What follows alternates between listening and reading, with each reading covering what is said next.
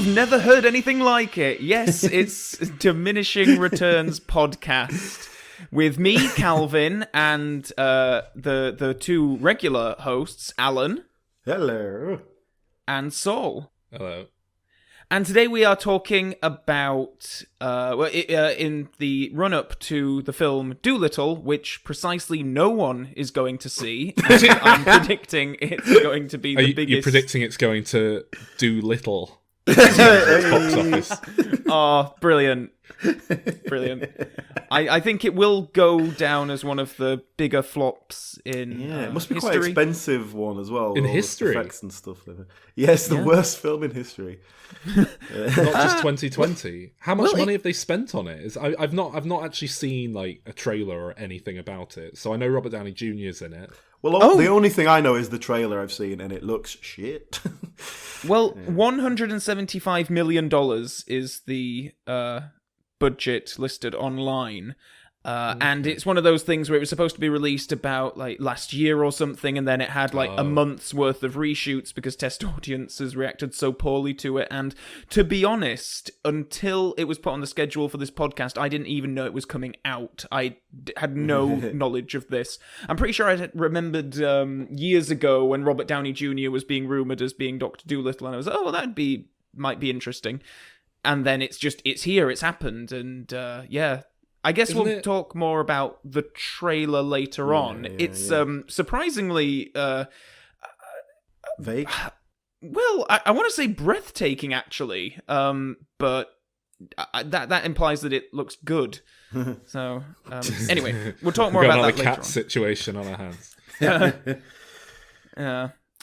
Isn't it interesting that Robert Downey Jr. is the guy they went for? It feels like this should have been done as a modern-day musical with Hugh Jackman. Yeah. Well, I think, actually, even though I think hardly anyone is going to go and see this new film, I think talking about specifically the two other Doctor Dolittle films is quite interesting, just in regards to how you can take an idea and do two completely different things with it. I think we're going to be talking about the results of that. Well, talking about box office failure, wasn't the 1967 original film a complete and utter misjudged bomb? Oh, yes. Along with Hello, Dolly, and there was another big budget musical that 20th Century Fox put out around the same time.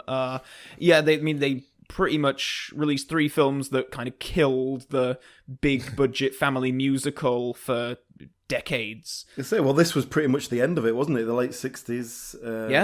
Yeah, I mean...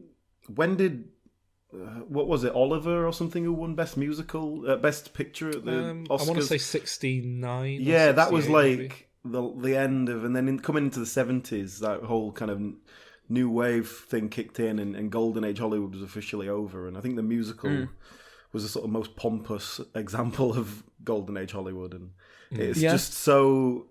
Even in 1967, it feels out of date and old and tired. Well, they were trying to recreate the success of The Sound of Music, which had been one of the highest-grossing films of all time and very beloved and multiple award-winning, all that kind of stuff. Hello, Dolly's an alright film as well. I like Hello, Dolly. But it was on the basis of The Sound of Music that 20th Century Fox, just funneled all their money into these huge musical extravaganzas, and then it nearly bankrupted the studio. I think it got to a point where I think it was in 1970 the studio could only afford to release one film, and it was a Planet of the Apes sequel. So that's how bad things got for them. And funnily enough, those original Planet of the Apes films shared the same producer as the 1967 Doctor Dolittle film. Well, he's obsessed with talking animals, isn't it? Seems to be. Pony. Yeah. So anyway, before we talk about the film, I'm just gonna. Have you had one of these Coca-Cola signature mixers yet? Oh, what? No. I went to the shop the other day. This isn't product placement. I went to the shop the other day, and they've got like 4 or 5 like Coca-Cola signature mixers. And they've worked with top mixologists to make weird versions of Coca-Cola, and I thought, I'm going to try each of these. And so far, they've all been vile. I'm going to try number 4 now, which is Woody. Is this a new feature for the show that I've not been privy to yet? And it has notes of patchouli, balsam copaiba, I don't know how you say those words, basil, vetiver, and yuzu. So I'm gonna have a little sip of it now. What's happening? What? It tastes like Coke from like a draft machine in a fast food restaurant where they've put a bit too much syrup in it. It's quite nice, that one, actually. Some of the other ones are vile. The smoky one was disgusting. Anyway, that's what I'm drinking for this record, so do continue. Well, there was, of course, the book released in 1920, I believe. Do either of you have any knowledge about the original Doctor Dolittle work? Only in the sense I haven't read it. I've read little bits about it. I know that the guy originally wrote them as stories when he was in the war, like to send to his kids and stuff. And then it's just a sort of mishmash of short stories, Dr. Dolittle goes over here and does this, that sort of stuff. Most of my knowledge of Doctor Dolittle comes from The Simpsons. If I could walk with the animals, talk with the animals, grunt and squeak and squawk with the animals. Good Lord, Dr. Doolittle is Chief Wiggum. This bird's gonna fly. But I think that the 1967 film is the thing that people think of when they think of Doctor Dolittle. Yeah, to be honest, I looked it up and sort of read about it because I wasn't sure, is this an original concept? It didn't feel like it. It felt like a kind of a world they were jumping into kind of thing. But yeah, I read up a little bit about it, and it seems like... Was it a stage musical before becoming a film musical? Because they've certainly... I don't think so, no. There certainly are productions of it on the stage now that I assume are using the songs from the film. I believe so, but I don't think that came until much, much later. 1998 Doctor Dolittle stage musical. Well, that's very interesting, because you'd think if it was created as a film first, it wouldn't be quite so disjointed and all over the place and needlessly long. Well, this is one of those cases where I think the behind-the-scenes story of the making of the film is far more interesting than anything that happens on screen, and I think we'll get into that more as we go along. But it's certainly... all the problems answer a lot of questions about how just muddled and messy this thing is. I mean, Alan, when you described the book as just a series of adventures that Dr. Dolittle goes on, the film is pretty much that. It's very stop-start, like 20 minutes here, we're doing this, and then move on to something else. Well, it spends like half the runtime trying to explain who he is before anything actually happens. They do spend an awful, long time. About a good half an hour of the start of the film is... I mean, we start the film with a couple of characters. One of them's played by Anthony Newley, and the other one's a young boy. And he just takes the young boy to see Dr. Dolittle, who is an animal doctor, who is a bit of an local eccentric, and he lives in a house full of animals, and he treats them and talks to them in their language. And then we have like a good 10 minutes dedicated to explaining why Dr. Dolittle is a vegetarian. Yeah. Well, that was radical behavior in 1967. So they had to. They really had to explain. He's a really reluctant vegetarian as well. He's like, I really want to eat meat, but I sort of talk to animals, so it's not a good form, is it? I mean, the animals eat meat, so that's not a problem, but they all talk to each other. Yeah. I did like that at the start when he's cooking sausages and there's a pig just going like, no! Like, it sounds really in pain, that pig. It sounds like it's really taking an emotional toll on it. Yeah. It was interesting that they even sort of acknowledged it. I thought it was going to swiftly gloss over it. But no, they went into it full on, didn't they?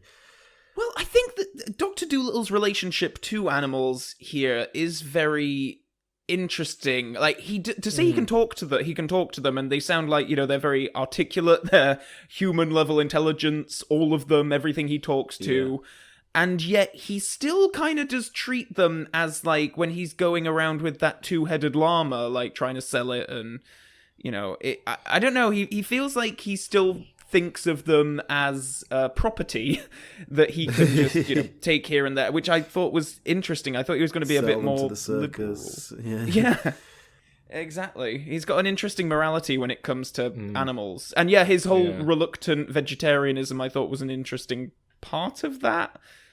Well, you know, he knows how thick they are.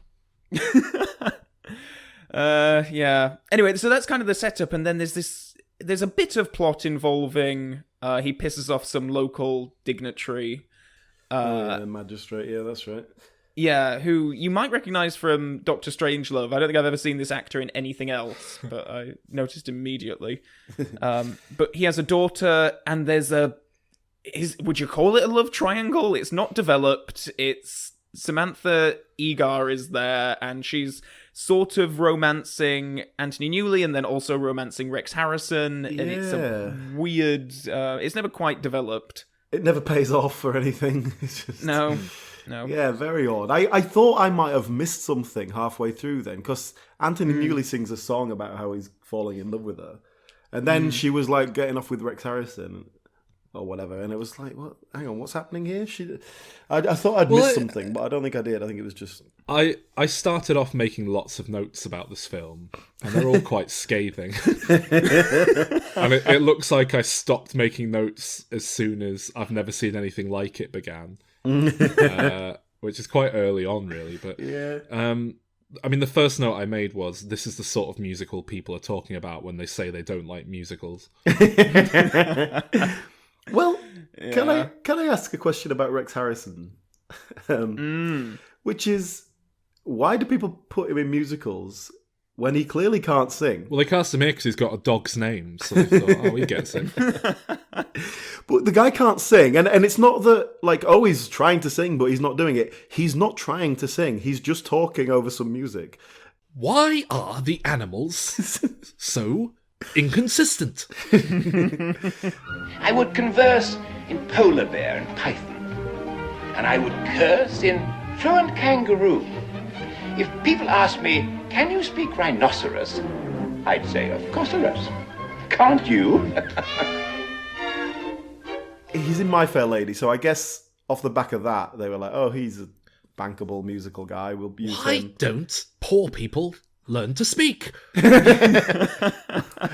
I was going to ask, I've never seen My Fair Lady. Does he sing in it?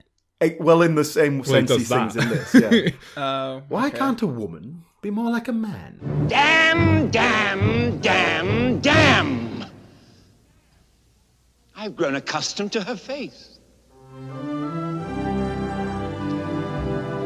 She almost makes the day begin. I've grown accustomed to the tune that she whistles night and noon. Her smiles, her frowns, her ups, her downs are second nature to me now. By Jove, she's got it. And it works in My Fair Lady because the character is such that they can make that work. But then it just means in this, it's exactly the same character. And you're just thinking, oh, I've seen this before. This doesn't really work in this one. And a curious character choice that Doctor Dolittle is sort of totally unflappable. Like, no matter what's happening, he's completely calm and collected. He's a sociopath, isn't he? Yeah, but I don't know if that is, like, from the books, or if that's... I think it works, you know, it's all right. Like, even when the boat's sinking, he's just like, oh, well, I'll just lasso this dolphin. It's going to pull me over to shore. That'll be fine. I think he's supposed to be sort of like a Mary Poppins figure. Yeah, I guess that's right, yeah. But yeah, you know that Rex Harrison is one of the big reasons why so much of this shit doesn't work. Apparently he was an absolute monster to work with on the set. Oh, really? Yeah, I can see that. I can believe that. Apparently he was really reluctant to even sign on. And then it was like some agreement that he had with a producer, and then it didn't look like it was going to happen, so they hired Christopher Plummer to play the part. Oh, yeah. But then Rex Harrison just decided, oh no, I am going to do it after all. So then they had to pay Chris Plummer his entire salary for doing nothing. A big problem with the film is that we have like 4 leads: Doctor Dolittle, the young man and woman, and then the boy, and there is no chemistry between these people at all. And a part of that is that Rex Harrison hated them, and then he was being so cranky on the set that they started pulling pranks on him and just antagonizing him, which made things even worse. He's like the Chevy Chase of his era. Apparently, Anthony Newley was pissed off because he was making anti-Semitic comments or jokes. Arabians learn Arabian with the speed of summer lightning. The Hebrews learn it backwards, which is absolutely frightening. Yeah, so it just sounds like a right piece of work. And part of the reason why we have this truncated love triangle is because obviously Rex Harrison felt that he needed to have a bit of young crumpet lusting after him. Like, you just have no chemistry between these people at all. And I mean, they're actors. They're, pretending to be friends and all that kind of stuff, but I don't know, you don't get chemistry like what you get with Julie Andrews and Dick Van Dyke in Mary Poppins, for example. There's just none of that, so it just feels kind of hollow. Look, they're not to jump too far ahead of ourselves, but there's more chemistry between Eddie Murphy and Norm Macdonald in the remake. And they weren't even in the same room together. Yeah.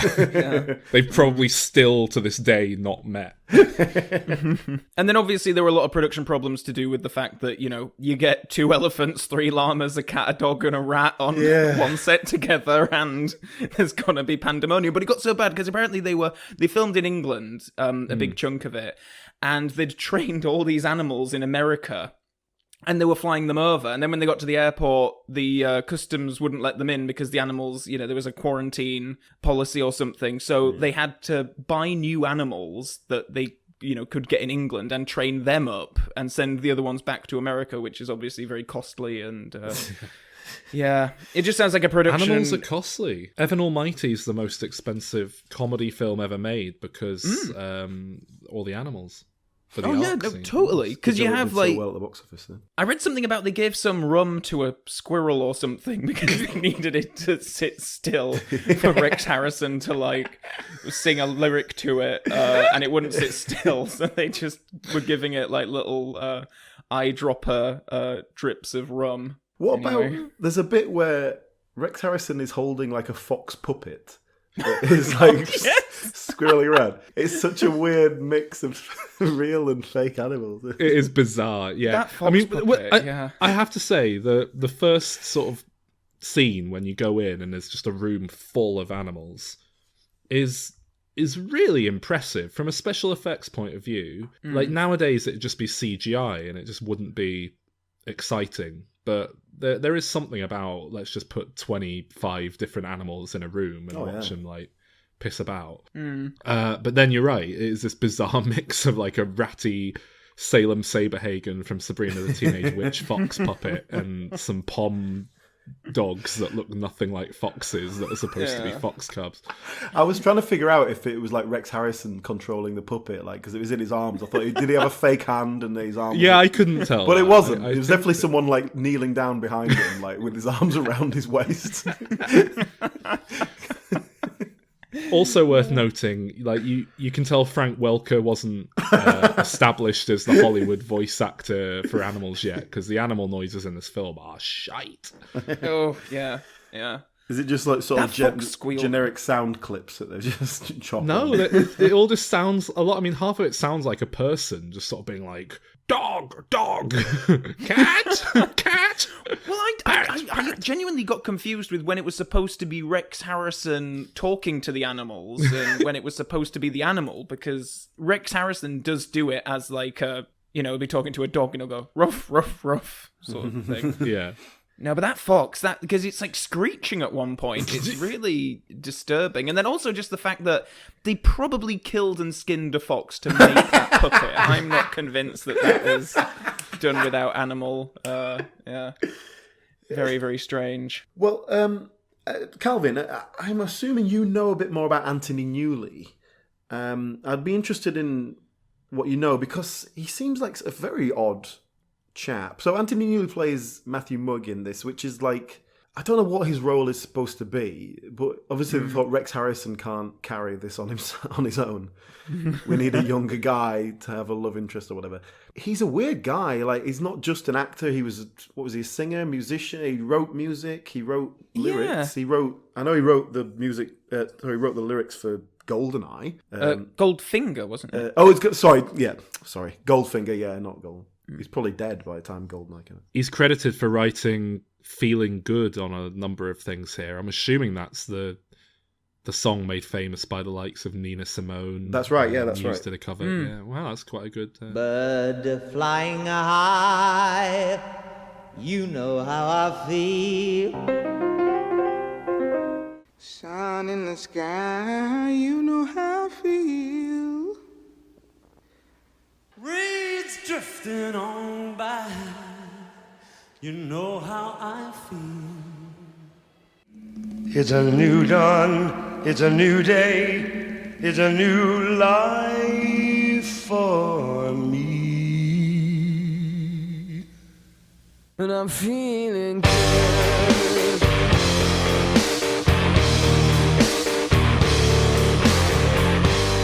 And he was Oscar nominated for the soundtrack of Willy Wonka and the Chocolate Factory. So he was a music guy who then got into acting, I think. And his writing partner was Leslie Bricusse. I'm not sure how to pronounce that. But Leslie Bricusse wrote the screenplay for Doctor Dolittle. But then Anthony Newley's not credited in the writing for this. So was it just like Leslie Bricusse was writing it and he was like, oh, I know a guy who would be good for this part? Producer? Oh, quite possibly. You know, I don't know, actually. I haven't read that much up on him, apart from had a very eclectic career and did a very nice cover of Goldfinger. He appears to have written "Stop the World I Want to Get Off," the stage musical, and just a very interesting career. I know him for he did a sitcom, or sort of proto sitcom called The Secret World of Gurney Slade or something like that. But it's a very meta thing where he's in a TV show and then he comes out of it into the real world in the first episode. It's really surreal and weird. It was in the 60s. And like didn't do very well at all. But he just seems like a very fascinating, weird guy who just seemed to just throw his hand at everything. He's directed a film called Summertree from 1971 starring Michael Douglas that he doesn't appear to be in or have any other credits on it. Yeah. Huh. Michael Douglas and Rob Reiner. What the... This is weird. Isn't it? It's just... Yeah, it's very strange. And plus, also, I noticed in his... when I was reading his Wikipedia page, it said the film that kind of cemented him as a leading man was called No Time to Die. Yeah. Which is another odd Bond connection. Yeah, no, very. Oh my god, he was married to Joan Collins for 7 years. Oh my god, this man is fascinating. How come I'd never heard of him until That's bizarre, yeah. But I think he was quite famous in his day. I got the impression he was pretty well known. Like, he was a bit of a Renaissance man. Richard Attenborough pops up for a song randomly. Yeah. And again, just pretty much a throwaway sort of two scenes that have no relevance to anything else. Yeah. I only really remember this because for a while in our student house, Saul became obsessed with the song I've Never Seen Anything Like It. And we'd be like doing a supermarket shop and he'd like pick up a particularly oddly shaped carrot and start shouting, I've never seen anything like it. Wait. Sort of quality comedy we've come to expect from Saul. Well, I mean, my final note is I've never seen anything like it. The film comes alive. Well, I mean, it sort of does, and I'm not sure why. Well, I mean, I know we're at a circus, so obviously all these circus performers come out, and there's lots of animals marching around and stuff. All the songs up until this point have just been kind of like sluggish and... Yeah. Oh, what's it like to be an animal? To have fur all it's over because your it's not body. Rex Harrison singing it, that's why. Yeah. Whereas this, you've got this big character, fun character, leader of the circus, and he's like bursting out of his skin with energy, like, oh no, wait, oh, what's going on, Betty, oh. I've never seen anything like it. I mean, I've seen the world, I've been around, I can tell you stories that would quite astound you. I'm not a fool, I went to school, I've been from Liverpool to Istanbul. Istanbul, I'm no fool, and anyone will tell you that I'm sharper than a knife. But I've never seen anything like it in my life. It's like a really great musical number, I think. Like, not something I'd like choose to listen to for the music, but just in terms of being... And it has more of a kind of big dance routine kind of feel. Exactly, yeah. Which the other songs don't. And it's catchy as well. It has got that kind of earworm, you know. It's the best part of the film by a mile. Like, if the whole film was like this, I'd love it. Just to Bob, just to Bob. Well, that's my job, but this is so fantastic. I can't wait to tell the wife. Gertie, you've never seen anything like it in your life. I agree that all the songs up to this point have been very sluggish and meagre, I guess. I was surprised particularly with Talk to the Animals, which I think of as being the signature Doctor Dolittle song. It just never gets going. It's so slow and sluggish, and maybe a better singer could have done it. If I could walk with the animals, talk with the animals, grunt and squeak and squawk with the animals. I think the orchestration's quite nice, but yeah, the singing's just so weak. Anyway, that all that circus stuff, the I've never seen anything like it. I think it's kept in the film because it sort of gets us around to this subplot with Doctor Dolittle and Sophie the Seal, which is now one of the stranger tangents. I think I must have looked away for a second because I looked back and he was singing a love song to a seal, and then he had to throw her off a cliff. And was arrested for murder. I was like, what the fuck is going? But that was definitely a love ballad to a seal, right? That wasn't just okay. I think a lot of stuff was cut out with him and the seal because there are some odd. Because I think we're supposed to think that he's getting really like, there's something wrong with this seal, and then he does he sings that song about how he's in love with it, and it's really like, well, from what we've seen, the two shots of you looking at that seal and cocking an eyebrow and being like, oh, there's something sluggish about this seal.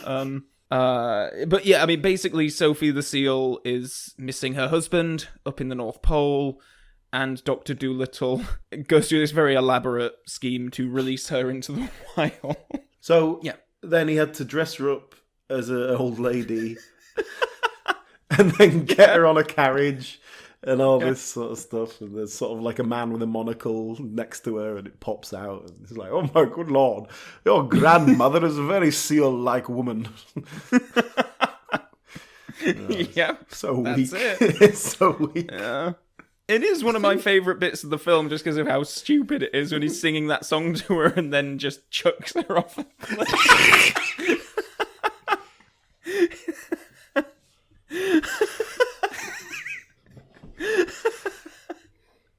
I think we're skipping past how bizarre the push me pull you is. I mean, the weird two-headed llama, or well, it's like they decide 20 minutes into the film, well, no more than that, I guess, 40 minutes in, like, oh, animals aren't enough, we need to start making up weird random shit as well. So he gets sent a two-headed llama. Yeah. With a note from his friend that says, I know you love animals a lot, so here's a weird one that you can sell to the circus for money. Enjoy. Yeah.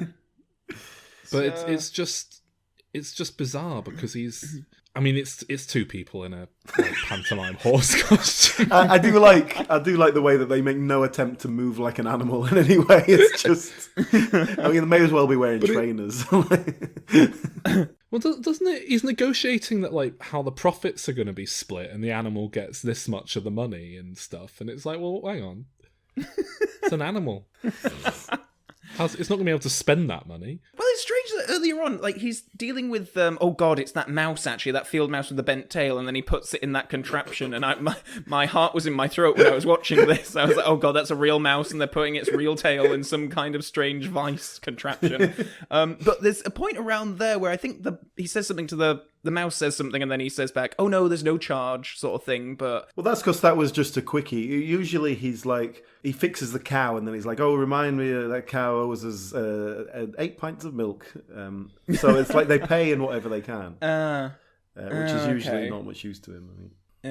Yeah, interesting. He loves it, though, when there's like a cat that an old woman's left a house to. He's like, he's always there, like checking up. You feeling all right today? You need some aspirin? Singing them love songs, trying to get in the will. Anyway, yeah. So that gets him arrested, and then we have this whole segue into a courtroom drama stuff. Yeah. He sings another song and talks to the judge's dog. And then the only sort of plot thread that's been running through the whole thing has been that Doctor Dolittle really wants to find this giant snail thing. And he's heard tales about it and all that kind of stuff. So him and his posse, they get a boat and they literally get a map out and just point at a random island and decide to go there. Like, I was stunned that was how this plot was going. And this is about an hour and a half into the film as well. And it's like, oh, where are we going to go? Let's go there. And then they find it. He basically just kidnaps this child. I don't know where his parents are or whatever, but you know, it was the olden days, and he could do that. So he takes the kid just in the middle of the ocean. They have a shipwreck. They land on this island where we have another James Bond connection. Yes. Geoffrey Holder. Yeah, who's Baron Samedi, right? Yes. Yeah. Who is significantly low energy here in this film compared to Live and Let Die. I was quite excited when he popped into it. I was like, oh yeah, great. But I guess because of all the set problems, and he probably wasn't having that great a time with racist Rex Harrison. So, yeah, and then it comes through. I don't really... I was losing...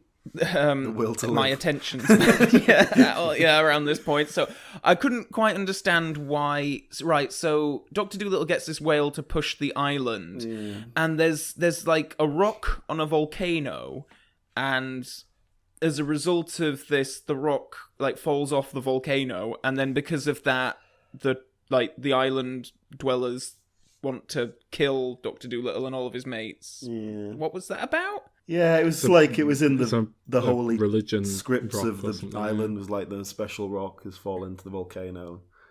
Whatever. Oh, okay. Yeah, it's just a load of nonsense. And then he saves them. The big snail turns up at some point, and they live in it for a while. I lost track of what was going on here. It was...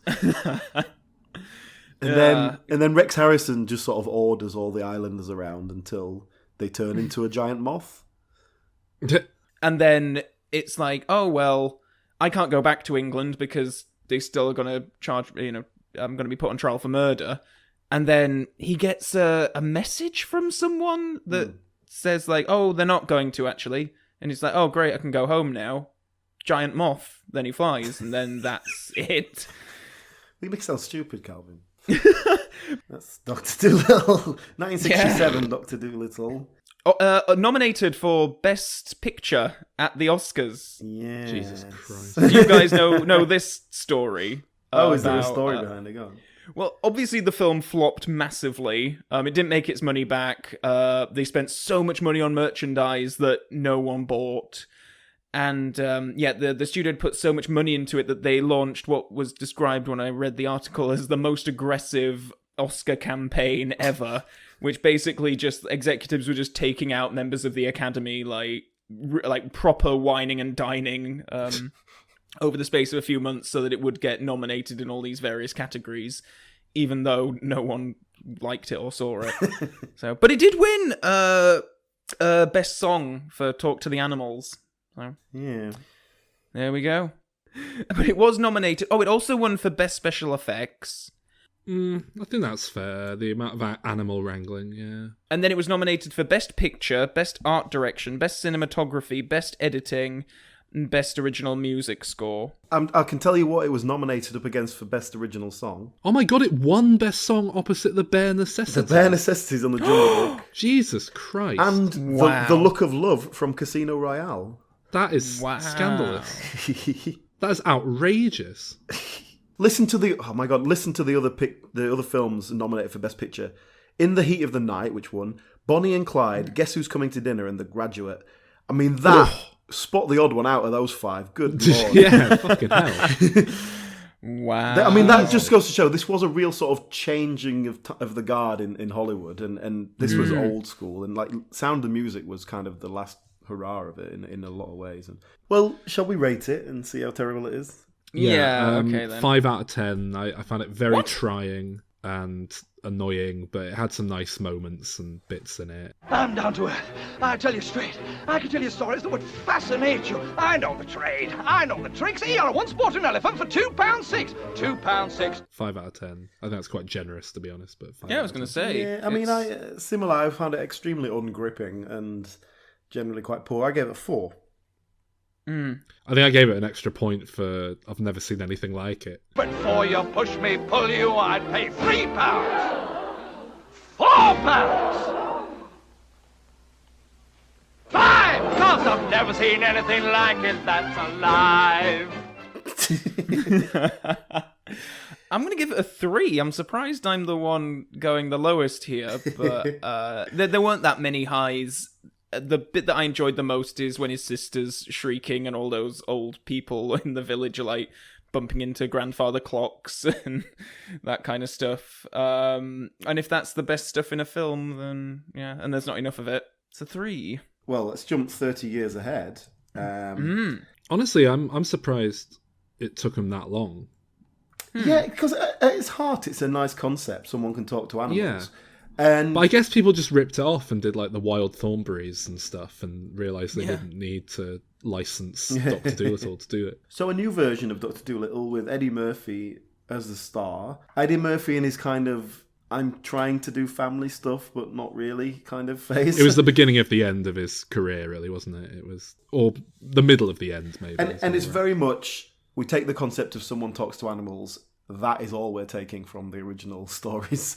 And the name. Yeah, a remake done as they should be, completely. Oh no, I think that's not a bad idea, and I think they bring it up to a contemporary time, and totally different tone and feel to it. They also basically make it that he can talk to them kind of magically, which works. Yeah, because otherwise it's just like bullshit. Yeah, you can, because if you actually try and explain it scientifically, obviously it's not going to add up. So now I haven't watched the Eddie Murphy Doctor Dolittle for a long time, but I was looking forward to getting into this one as well. I don't think I watched it since 1998. Yeah, I must admit it did not live up to my hopes. It was, I mean, I don't know what are they aiming at here, because it's a PG film, but it's not really like a kiddie friendly family film. I was very struck by a scene where a tiger's threatening to commit suicide and then an animal shouts, "Jump, you big pussy!"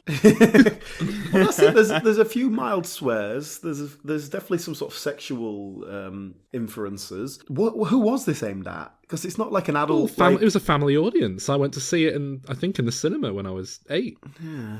Likewise. That you just snuck like jokes in like that for kids back then. I mean, you still do now, but I think they were a bit more crass with it. Yeah, they just haven't quite got that subtlety there. Whereas now they just try and do good jokes for adults, like a Pixar film would. But I was very familiar with this film, actually. It was one of the few videos that I had over at a family member's house, so it would often get a lot of play because of that. And I was pleasantly surprised coming back to it. I thought it was held up pretty well, really. Really? Well, I was sort of confused straight away because Norm Macdonald was narrating. I was like, what the fuck is that? That is weird, Norm isn't it? Macdonald narrating is obviously like not as just a sort of voice of God narrator, but this is obviously before he became a character in it as the voice of the dog. I love Norm Macdonald. I love him so much. He's so funny. I like Norm Macdonald, but he's no actor.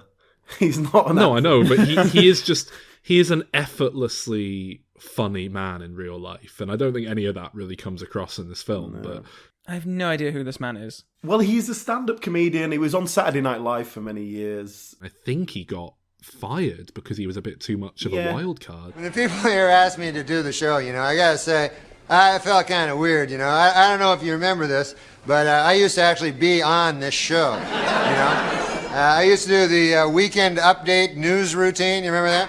And, that's where I did the make-believe news jokes, That was me, right? So then, a year and a half ago, right, I had a sort of a disagreement with the management at the NBC. I wanted to keep my job, right? And they felt the exact opposite. So you see, they fired me because they said that I wasn't funny, you know? But now, this is the weird part, right? It's only a year and a half later, and now they asked me to host the show. So I wondered, I go, hey, wait a second here. Hey! I go, how did I go in a year and a half from being not funny enough to be even allowed in the building to being so funny that I'm now hosting the show? How did I suddenly get so damn funny?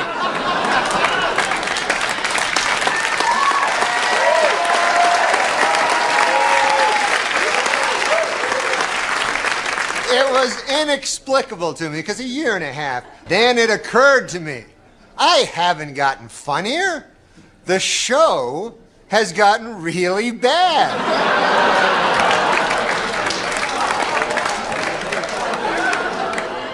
So yeah, I'm funny compared to, well, you'll see later.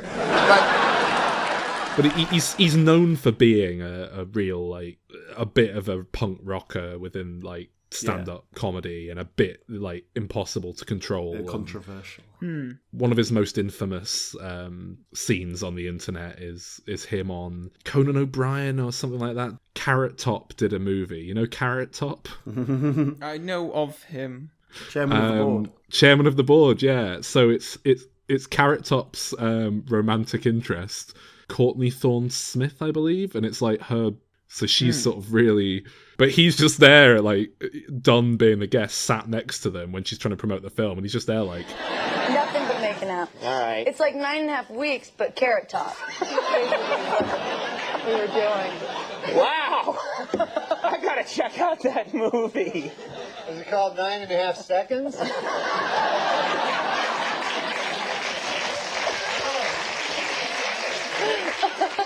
It's like he's premature ejaculator. We got it. You know what happened? This is what happened.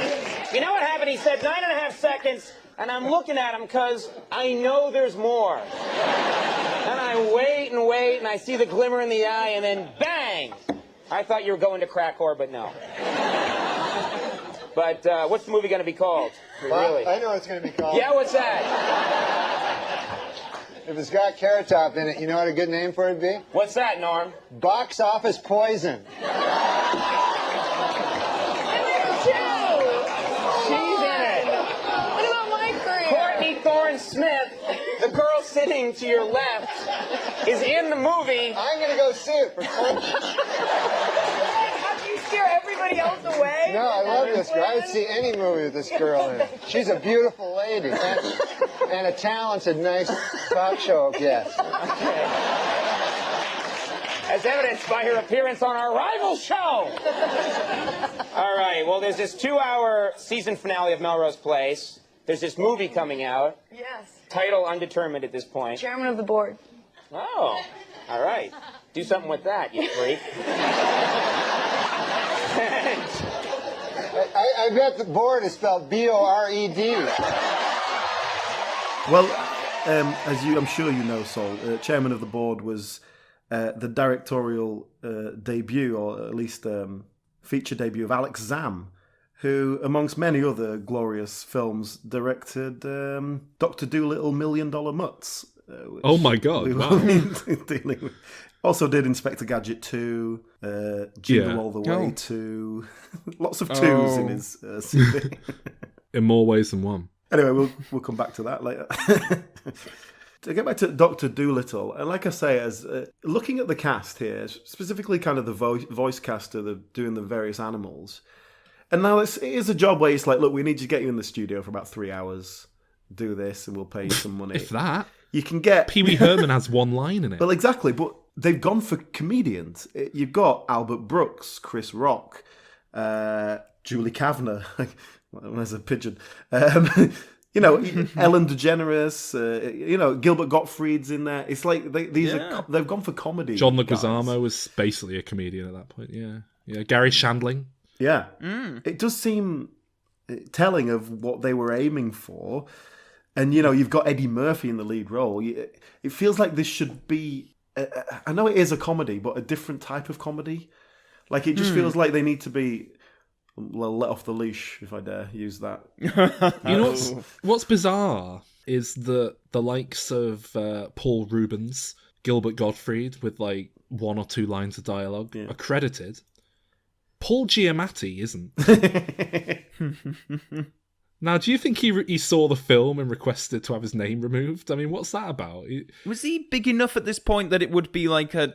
he do like the Gary Oldman thing in Hannibal and just like, I don't want to be credited, and it just adds to the mystery of the I wouldn't role. have thought so, but he's a big part of the film. He's not an insubstantial role in it. Paul Giamatti was in Private Parts, which is a film about Howard Stern, which was directed by Betty Thomas the year before she directed this film. So it might have been her calling in a favour.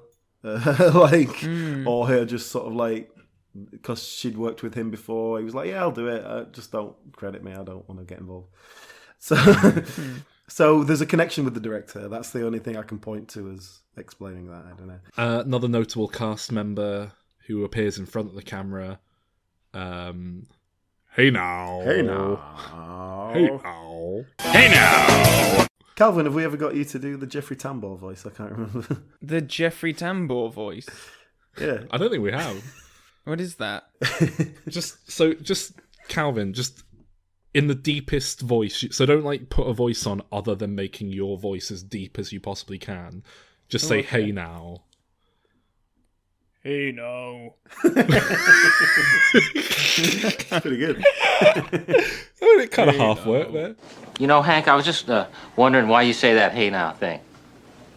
What do you mean? Well, it's just something that you used on the show, and now you're starting to use it in your personal life, and it's an affectation of some sort, isn't it? Did you ever say hey now as a kid? No, I don't. I probably didn't. Uh-huh. But I said hey. Yeah. And I said now. I mean, at different times. I never put them together till later in life. Uh-huh. So, in that sense, it's part of my personality. Hey now. Hey now. Hey now. Hey now. Hey now. Yeah, Jeffrey Tambor playing a bit of an arsehole.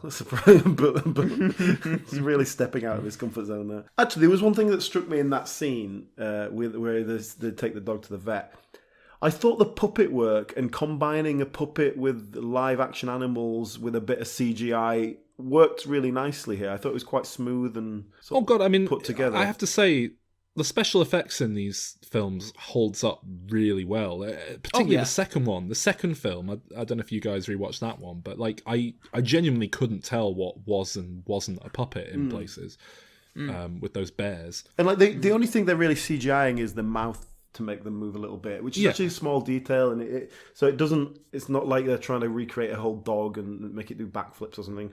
Yeah, you can tell occasionally an animal is like green screened onto a shot with another animal, and they obviously weren't there next to each other. But for the most part, it is done very well, and I was surprised at how well the effects held up. To say it's 1998 CGI being employed, but I think it's because they were very sparing with it. I think they did as much of it practically as possible, and definitely. Yeah. One specific scene I'd like to talk about.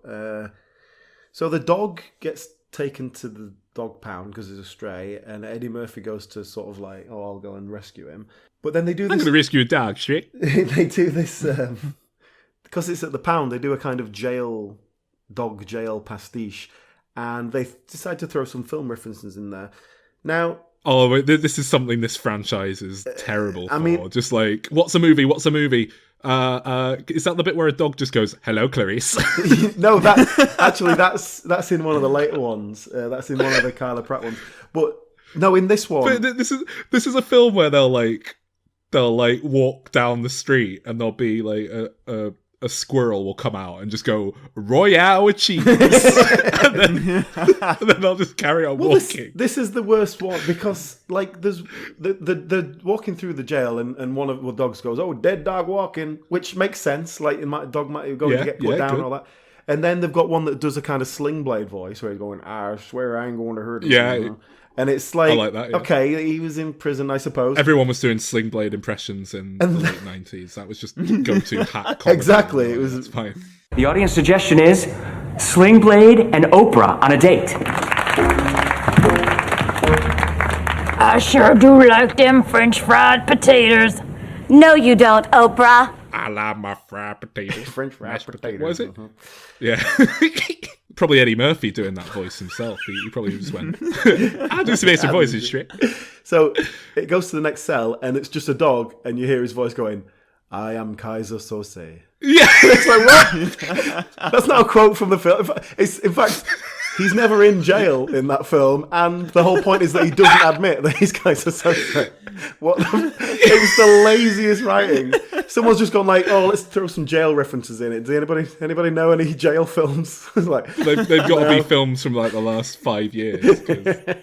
Oh, I tell you what though, the biggest laugh I got, and I imagine you got it as well, Sol. I think Eddie Murphy and the wife, they're getting it on in the bed, and the dog walks in and does an Austin. It's Norm Macdonald doing an Austin Powers impression as a dog.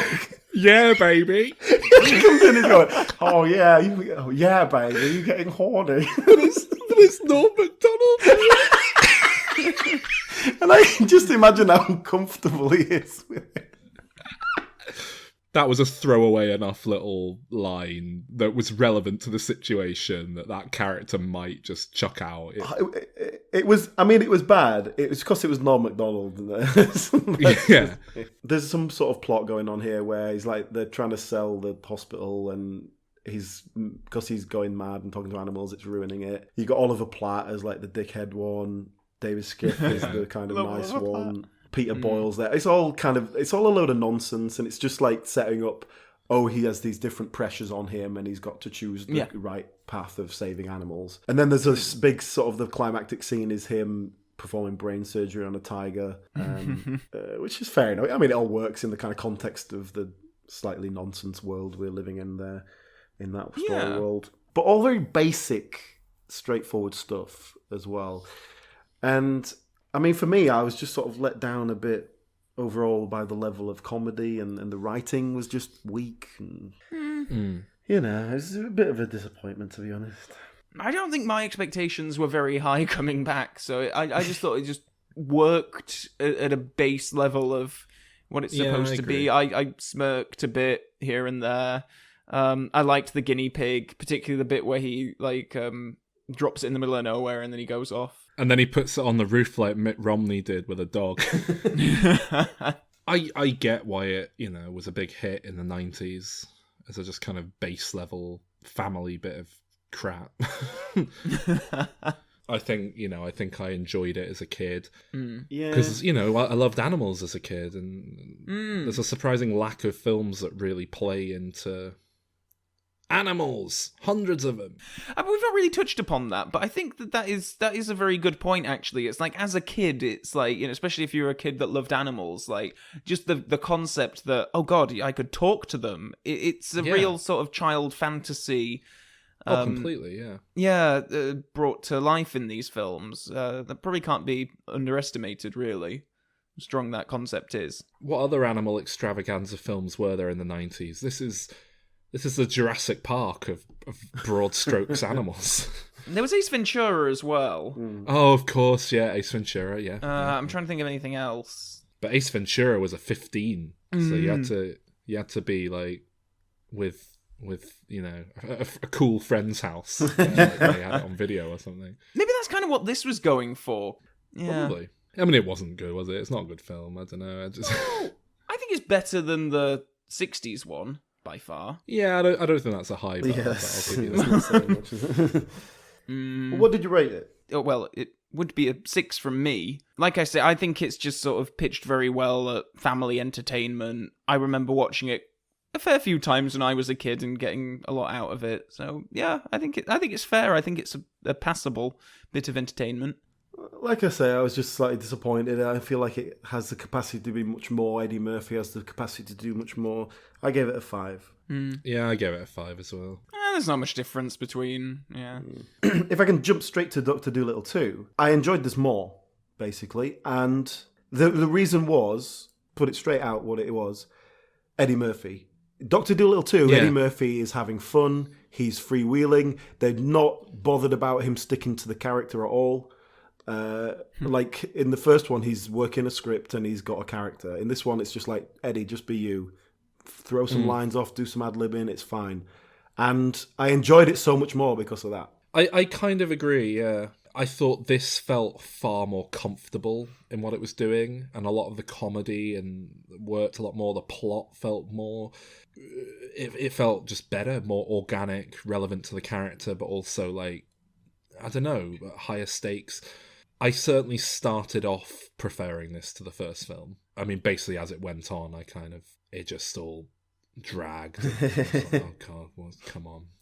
Did you watch this one, Calvin? Or? I didn't rewatch it for this review, but again, I had the video when I was a kid. But my memory of this one is that I didn't watch it nearly as much as the first one. I definitely didn't like it as much. I think a large part of it is because I like the first film when he's doing a lot of freaking out because he can't believe that he's got these powers and all that kind of stuff. I like that, a lot of Eddie Murphy running around screaming at animals and them sort of screaming back.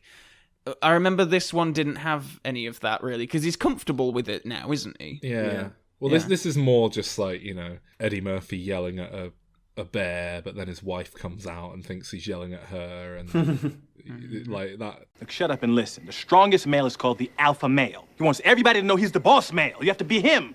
The boss of all the males. It's about pure, unchecked, uncompromised, testosterone-driven male power. John, didn't I ask you to line the garbage pails? And you lied him your damn self, woman!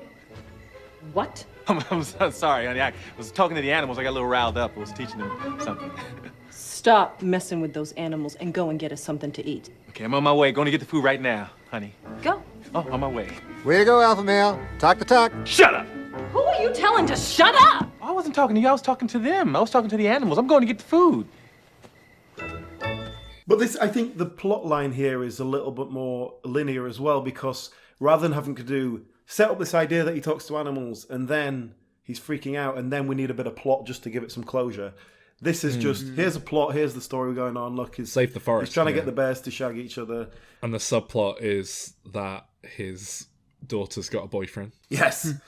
Classic Eddie Murphy comedy comes out of that. That daughter's Raven Simone, isn't it? Yeah, like she's it is, she's so bit of a name. She's so Raven. Interestingly, at the end, she is revealed that she can talk to animals as well. And it's difficult for her to take because it's the younger daughter who's the one who's interested in all that, and she's not. She's just like, I want to look at my phone and get off with boys. It's not really played for any character reasons. It's just a sort of thing at the end. But interestingly, when we do go into the next film, it's not her. It's the other daughter talking to animals. So they just the cheaper one. Yeah, they just sort of like, oh, whatever. Fuck that. But anyway, we'll come back to that in a second. I think one slight problem here is the bear, which is sort of like pretty much the secondary character. It's played by Steve Zahn, or rather voiced by Steve Zahn, played by a bear. And it feels like they needed to get someone like Norm Macdonald. Oh, he's still there. Or Lisa Kudrow. You know, Lisa Kudrow is a great choice of a great bit of casting as the lady bear. I mean, I haven't got a problem with Steve Zahn exactly. It's more the way they characterize the bear. He's supposed to be like a bit of a well. It's like, is he supposed to be like he's scared of being outdoors, or he's like he's kind of, you know, he's been cosseted his whole life or whatever. But then he doesn't really play like that, and he's actually quite confident in a lot of ways. And I don't know, it's just like they feel like they really need to nail that character down so that they could then have the kind of growth and we understand where he's going and where he gets to. And it just all feels very vague and like he's just a bit of a doofus. Other new cast members in this one include Andy Richter as someone that I assumed I'd forgotten was in the first film, but wasn't. And who does he play? He plays that like weird nerdy guy that he goes to for advice on how to keep the forest. Oh from yeah, being the knocked down. zookeeper guy. Yeah, he's a zoo guide. Yeah. We have Jeffrey Jones. Yeah. Everyone's favourite. Odd seeing him in a kid's film. Whatever happened to his career? It can't have been long after this that it. But when he popped up, I was like, "Oh wow, they were still hiring him." But then I looked it up. This was before all that stuff came out. So I thought he put all the weight on because he was like, "Oh well, that's my acting career done." No, apparently not. Now, can I just throw something here at Sol? I suspect, Sol, that as a child you were a big fan of Steve Irwin. I was just about to talk about Steve Were Irwin. you? Was that? I was a huge fan of Steve. I had a feeling you would be. I don't know why. He was hilarious to a kid. Yeah, exactly. I think it was all ironic, but then I think as I got older, I realised that he was kind of in on how ironic it was. As a kid, it was like, look at this madman, what a maniac. But yeah, he pops up for a little cameo. Now, what we're going to do is sneak up on and rescue this unsuspecting alligator. But we'll have to be quiet so he doesn't know we're here. The trick with catching this alligator is to be wary of those teeth. Huge, penetrating teeth. See, what I'm doing is allowing Steve to think that I don't know he's back there. Wait until he tries to grab me, turn on him, and Bob's your uncle bite his arm off. And I'm going to have to get my arm round his neck and hang on. Trying to... Steve, I think he knows we're over. Shh, I don't want to blow the element of surprise. Now! Oh, God! Right in the arm! I like his cameo, yeah, I thought it was good. Steve Irwin just does a great bit of ADR over like the footage fading to black. Going, crikey, me arm! That's how I'd react if I was Ian Burke looking up. Yeah. Oh, it's great. It's brilliant. So, yeah, a few other voices. Michael Rappaport is the raccoon. Yeah. There's a sort of mafia animal thing going on in the forest. Or whatever. Isaac Hayes, Andy Dick, David Cross. I wanted to ask you, because there's a wolf in this who is very clearly characterized after Arnold Schwarzenegger. I cannot for the life of me figure out who did the voice. IMDb credits Arnold Schwarzenegger as the White Wolf uncredited archive sound. Yeah. Which would suggest they were taking audio clips from his films. Yeah, I couldn't work that out either. Yeah. Now, I mean, I might be wrong, but to my ear, it didn't sound like it was actually him. It sounded like someone doing an Arnold impression. What do you think you're doing? Who, me? No, I'm not doing anything. I'm just, assuming the position. Hey, you marked my tree. Oh, no, I would never do that. I would never mark your tree. I don't even know what those words mean. I drank a lot of water. I'll tell you something about water. It goes right through me. Come on, it smells like lemonade. Oh, yeah. Oh, I see your point. Yeah, yours is very, very strong. It's like ammonia. I'm actually getting dizzy, to tell you the truth. And I tried looking this up. I couldn't find anything about it anywhere, so... Could you think of, like, what film they could have possibly taken it from? What was his line? Yeah, he does say that it's ice to see him. Like, at one point he goes, "Hasta la vista, baby," but the delivery is nothing like it's a real "Hasta la vista, baby." Like, he doesn't do it like that in Terminator 2. It's, it's... Okay. My guess is it's someone credited in the film elsewhere. It'll be John DiMaggio, right? Yeah, probably. I think... I kind of thought at times, that sounds a bit like Eddie Murphy. So I wonder if he was doing the odd little animal line and stuff. Not that I think it was him doing an Arnold Schwarzenegger, but yeah, I think it probably was someone like Tom Kenny or John DiMaggio or someone. Bob Odenkirk. Oh, this is not for this episode, but I just forgot to tell you earlier. I was watching Little Women, and in Little Women, certainly in the first half of it, like the whole point is that these young women... they're living with their mother, but their dad's gone off to the war, Civil War, and it's like this big thing when he returns home. He finally comes home, and it's this big reunited, "Oh, daddy, my daddy, I love you," all this thing. But as the guy walks in, it's like this kind of reveal moment, and it was Bob Odenkirk. And I was just like, I can't take it seriously. I don't know why. And then like he's in it for the rest of the film, and he's like obviously a perfectly good actor and everything. But it's because it was this big. It's because it was this big reveal moment. It's like the big reveal, and it's Bob Odenkirk. What? Yeah. So I had to stop myself from laughing. Anyway, so yeah, Doctor Dolittle 2. That's about it, really, isn't it? Yeah, more of the same. Do you want to rate that? I mean, I preferred it. I'm not saying it's an amazing film, but I went one better. I gave it a 6 out of 10, just for better Eddie Murphy, really. That's all I need. I dropped it down to a 4. I do think this is made better and following I agree with what you're saying, but I think it's just somewhere along the line it kind of becomes really dull and uninteresting. It just outstays its welcome in a way that the first film kind of doesn't. I suppose partly because the first film is a bit more disjointed and following different plot lines. I don't know if it's fair for me to rate it, given that it's been so long since I've last seen it, but if you were to ask 11-year-old Calvin what he thought of it, he would probably say 5.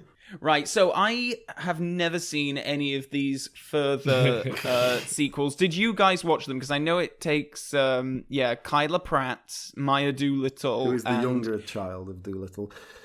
Yes. And she's the There's one... 3 of these, right? There are 3 of them. Did you watch them all, Saul? No, I did want to, but I didn't have the time. I just kind of reached a point where I was like, look, I watched all the fucking Home Alone sequels. Yeah, that's fair. Okay, well, I'll tell you, I watched them. But, I mean, the good thing about them is that they're a tight 85 minutes. Like, they know what they're doing, and it made them quite easy to watch, to work through. But yeah, it takes... Yeah, Kyla Pratt, who is the younger daughter of Doctor Dolittle, and... So is she the same actor? Yes. Okay. Which is good, and in fact, in the first one, in nice Doctor Dolittle 3, have the same mother. Obviously, Doctor Dolittle himself, Eddie Murphy, is not in it, but like you see the mum on the phone going, "Oh, I've just talked to your dad. He's in Africa looking at some rhinos or something." Do they have not even a voice cameo? Nothing. No, not even archive sound of him going. Oh wow! Hey. You mean they've not even got me going? Hey, Kyla, it's me, Eddie Murphy. You're dead. I like that. They literally got Kyla Pratt's voicemail. They sent her like a birthday message or something. No, they don't have that. They don't have the older sister and never refer to her in any way. No, interesting. But the character is supposed to be 17. Yeah, so safe to assume her sister's... She's probably gone off to uni or whatever, yeah. And the whole explanation of Dr. Dolittle is that he's now a very famous and well-known guy who talks to animals, and he's going around doing lots of great scientific research and working with animals and stuff. Perfectly justified in that sense. She's like going through typical teenage girl stuff, like she's trying to get on with the popular girls, she doesn't feel like she fits in.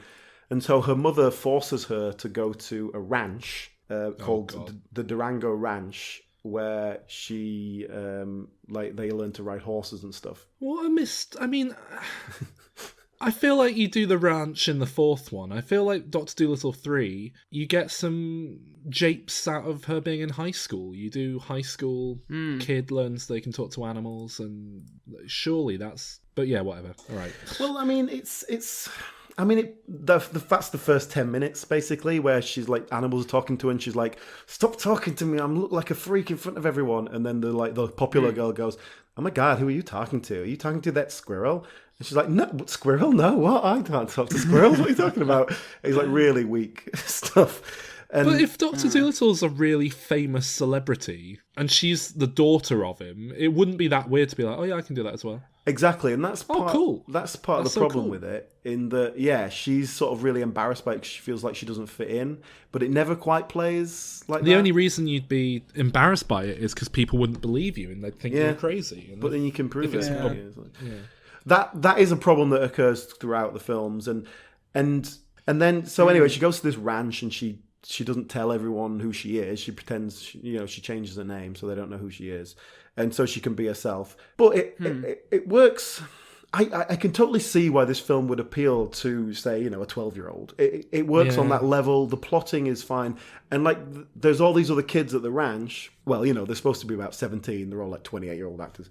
But it works on the level, like, they're all kind of, they don't get on, and then they have to learn to work together. And then at the end, they save the ranch by winning the big competition against the other ranch. It's kind of basic stuff, but it works. It incorporates the animal talking because she has to embrace the fact that she talks to animals, because then the animals help them win the rodeo. Oh, they cheat then. Yeah, they cheat. And also, Lucky the dog, played by Norm Macdonald's there. But he is in all of these, and he is, he's the forever companion of Kyla Pratt. He's always there. Norm Macdonald does a lot of shit. It has to be said. Well, it's easy work, isn't it? You know what I mean? Yeah. You can't blame him for that. And he's got a good voice, to be fair. He's got a really good voice. So, yeah. But they very much go with whatever the story is. Kyla Pratt goes and does it. The dog goes with her, and then the monkey hides in the suitcase and goes with them. But then the monkey's not usually that involved, but he goes off and has a little side story. Yeah, the dog, Lucky the dog, distinctly a different dog. Doctor Dolittle 3, I gave it 5 out of 10. Like I said, I think it works on its own the level it's pitching at. Yeah. But it is just quite I can imagine. weak, and it's obviously just being tossed off. Yeah, that's like me, man. That's like me when I went crawling the streets for that Lady of the Night. Lady?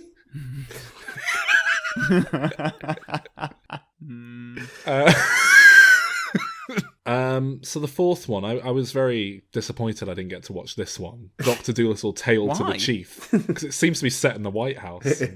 I love a good political satire.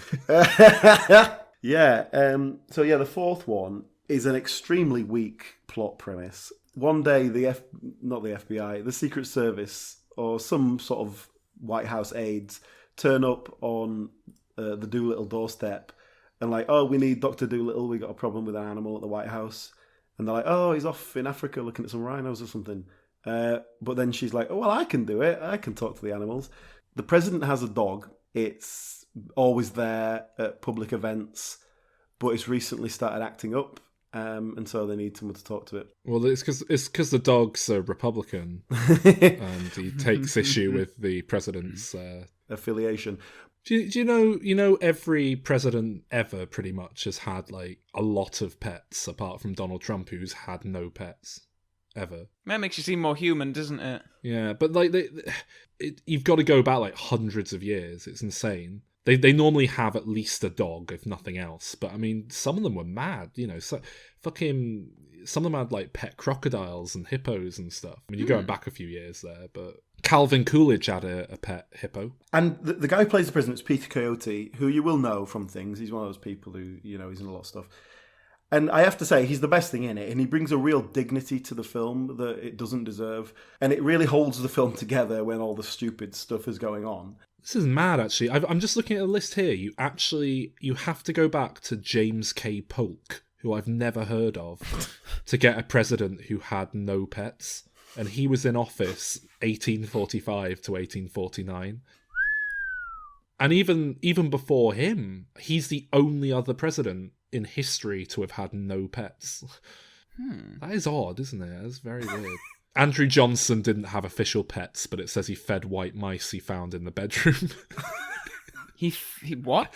He fed mice that lived in the White House. Also, I've just noticed that Jennifer Coolidge is one of the listed voices. But Jennifer Coolidge and Richard Kind as a groundhog. Okay, so in the plot here, they realise that the president's dog is having a bit of a in a bit of a bad mood. Yeah, isn't enough stakes. So this is the plot line that they set up, right? In a not very subtle way. There's a prince of some made-up nation. They're going to sell off this rainforest to be developed. And so the president has got to convince the prince to not, and to set up a national reserve at this rainforest to save all the animals. The problem is the prince's young daughter is a big fan of the dog. And if the dog misbehaves, he won't sign. And he's coming round for a big dinner. What? That's it. That is the plot. And so then she spends a week trying to convince this dog that she should be good. And it's Jennifer Coolidge going fuck you, I want to do what you tell me. And at no point goes, well, if you do this, just for this, they're going to save a rainforest and save loads of animals. They don't do that at any point. What happened? So then at the state dinner, it's all going to go well. The dog comes out. The dog sings the national anthem of this fake country, which is literally the dog comes out and they put a microphone next to it and it goes.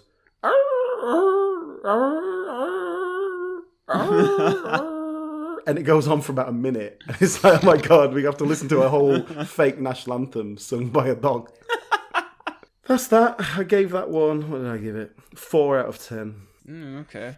Apparently, Franklin Roosevelt had a Great Dane called President. That makes sense. Meta humor. I'm surprised that they never made a Doctor Dolittle TV series with Kyla Pratt, to be honest. Like, just how you were talking about the plot then, that just sounded like, oh yeah, that would be like a, 30-minute, one of those like Disney-style sitcom sort of things. I don't know how feasible that would be to do with live animals and voiceover and all that kind of stuff, but... I'm surprised they didn't do an animated thing, but then I guess Wild Thornberrys had probably taken the wind from their sails at that point. I also haven't seen the fifth film, but I'm looking at the Wikipedia page now, and I've noticed that Kyla Pratt is not on the DVD cover. Oh, so they've gone with the animals. Is this... Yeah. They've worked out Kyla Pratt is not a bankable name.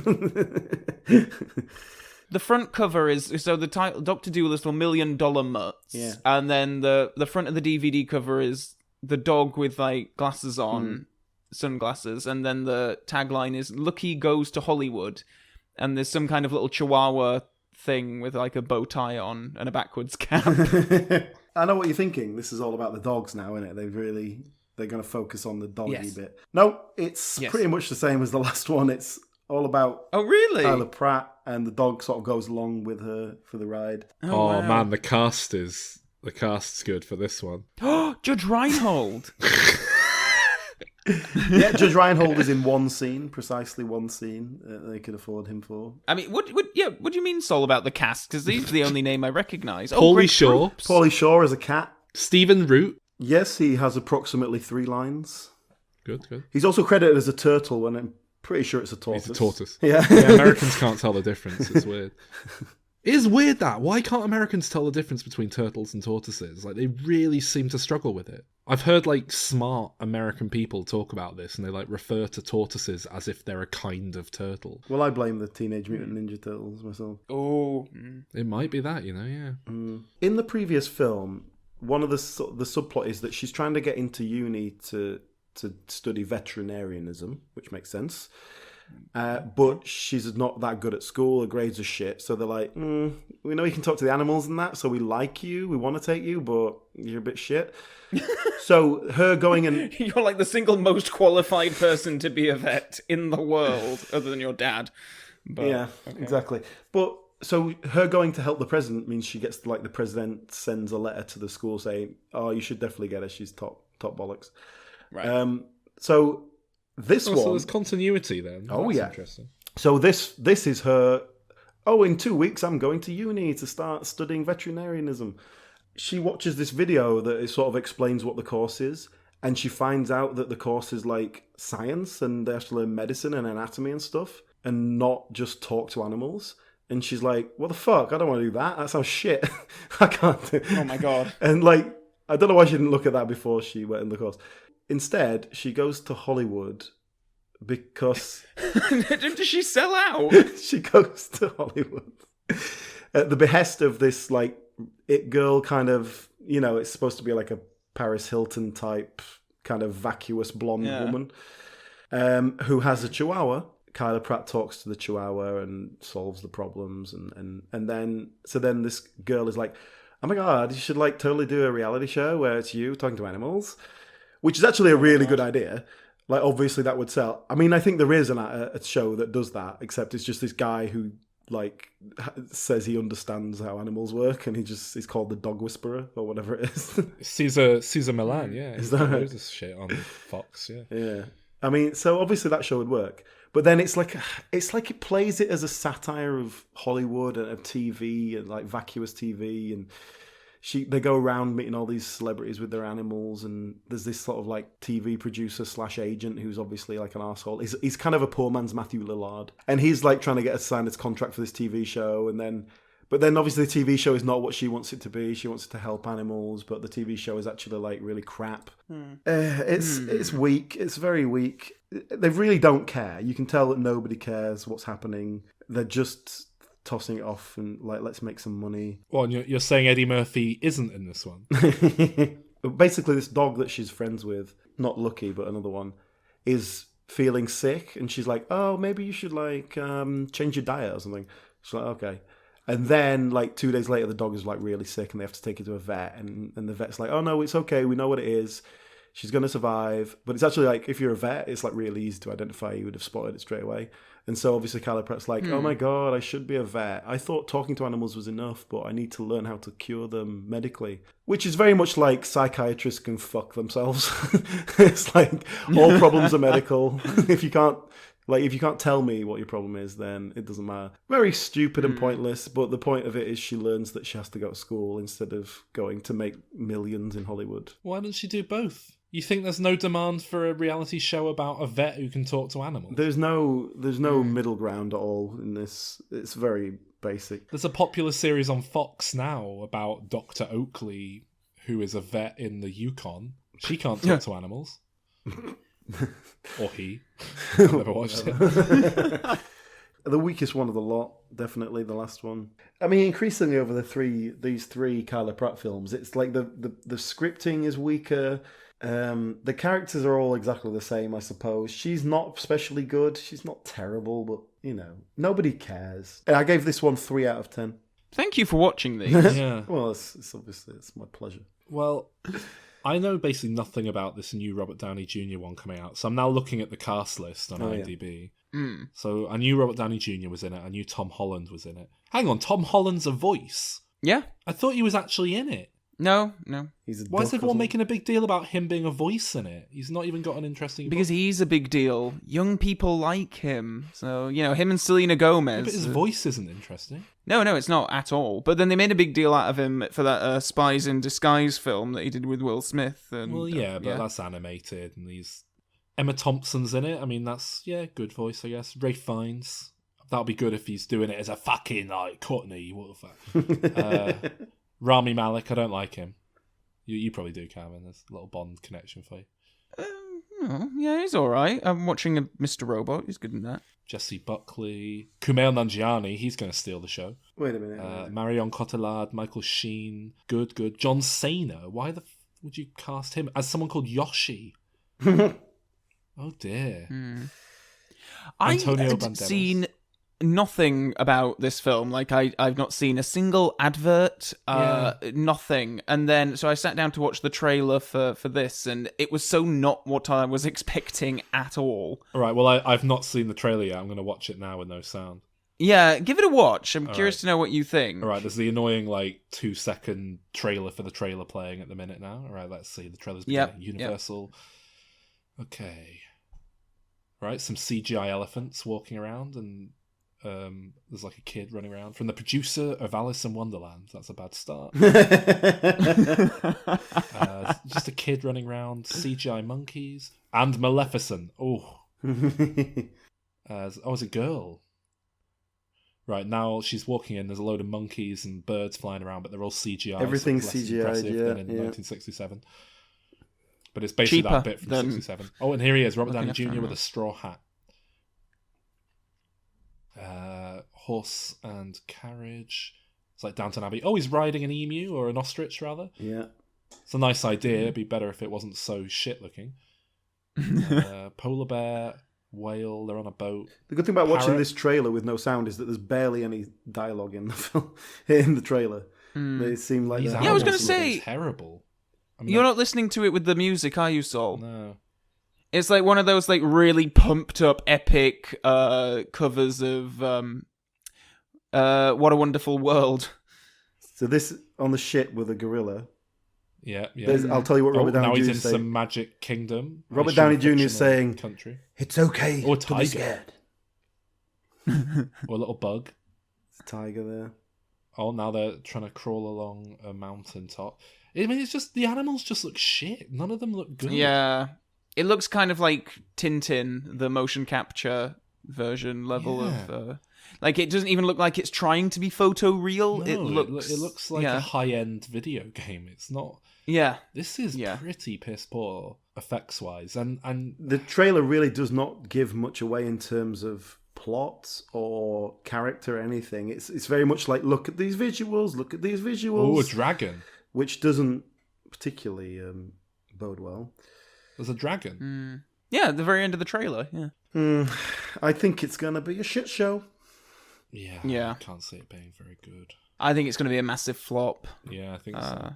It sounds like they did a load of reshooting as well. Interestingly, the note that I read said that because test audiences didn't like the humor in the film, and it did strike me how humorless the trailer is. Like, they're really going, when you watch it with the music especially, they're really going for this like epic, like, you know, sort of almost like Avatar level of which doesn't wonder play, and really? Well, my guess is the humor was weak.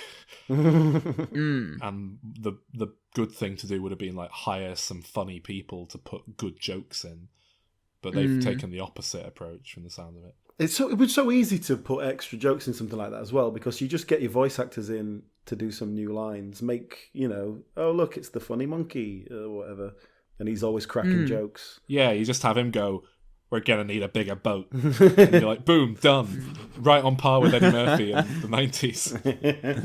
Oh, when the tiger comes in, he goes, great. You know they got a polar bear in this, right? Yeah. How subtle do you think the polar ice caps are melting message will be? I don't have a home anymore, so I have to listen to Dr. Dolittle in his house. I think that's going to be why he lives in the mansion. I think that will be the actual reason. The problem is this is set kind of pre or at least mid-industrial revolution, so it's not really a problem yet. Of course, I doubt I'll ever see this film. Will either of you two be going? Yeah, I'm very interested to see how shit it is. Yeah. I went to see Cats. Yeah. Oh, I mean, Cats is something else. I'm calling it now. Cats is destined to become a like late night, midnight movie crowd pleaser. People dress up as the cats, sing along to the songs, get like wasted. It's gonna be like Rocky Horror and stuff. It's so like camp and just bizarre. It's not good, but you know. Whereas this will be forgotten the week it comes out. I'm surprised it's even coming out, to be honest. I think it's the first time that our podcast covering the film may stand the test of time more than the film itself. May go on to be more culturally significant down the line. Do you think more people will listen to this podcast than will actually see the film? I think it'll be comparable, yeah. No one's going to see it. It's going to get 20-odd% on Rotten Tomatoes. People will probably praise the voice work. Calvin, do you think it'll do a lot at the box office? Or will it do little? No. See, let's check the reviews of Doolittle and see how many people try and attempt some form of that crap joke. Yeah. Quite a lot, I imagine. Do little too late. I think they're going to say it was destined to do little. I think that'll be the. Very yes, that's good. Yeah. The stellar voice work by Tom Hanks can only do little to salvage this train wreck. Tom Hanks. I forgot who was in it. I was stabbing the dark. Well, guys, that's Dr. Dolittle. Have we got any other business before we sign off? No, I don't think so. Okay, cool.